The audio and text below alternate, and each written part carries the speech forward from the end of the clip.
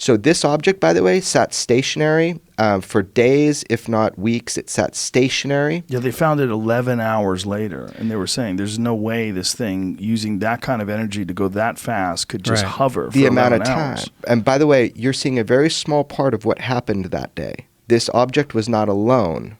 And so hopefully that information comes out, and we can, I mean, I wish we had video of it. I'm sure we'd all want to see it.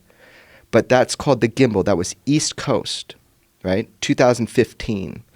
West Coast, 2004, was the Tic Tac. The disturbance on the water, Commander Fravor believes there was something under that water that was causing that disturbance when the Tic Tac was coming around and doing it. With inside the people that are studying this, they're thinking maybe the Tic Tac system was causing the disturbance, but the USO, unidentified submerged object that he visually saw, the whole interesting thing about that is, I would love Bob to describe it, is why it doesn't matter if these craft are in space, air, or water. Why doesn't it matter? I love when he talks about this shit. Well, first of all, Commander Fravor was the F-18 pilot off the Nimitz that was sent out to find out what this stuff is. But and it wasn't just, I got a chance to talk to him recently, and it wasn't just a radar image. I mean, Commander Fravor had eyes on it for over 5 minutes watching this thing, as 4 other pilots did. So this wasn't a radar blip or anything. I mean, these guys were watching this thing.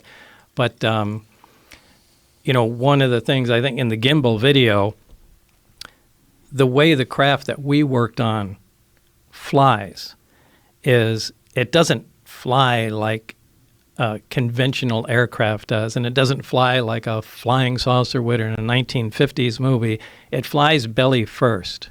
I mean, it may set down conventionally, but it always rotates. It does a roll maneuver, puts its belly towards the target, and then moves away at high speed. So it'd be like a car flying with the wheels forward. Right, right. I mean, it may land on the wheels, but at some point when it wants to leave, it's going to flips up, points the wheels where it wants to go, and takes off. And the Gimbal video, you can see the craft do the roll maneuver, and it's really interesting. It behaves exactly like the craft that I worked on. So much like we have different shaped aircrafts and fighter jets and cars, they probably have different shapes of these objects that operate under similar principles. Right, perhaps. but they all have the same power source. They all have the same power source. And we're also dealing with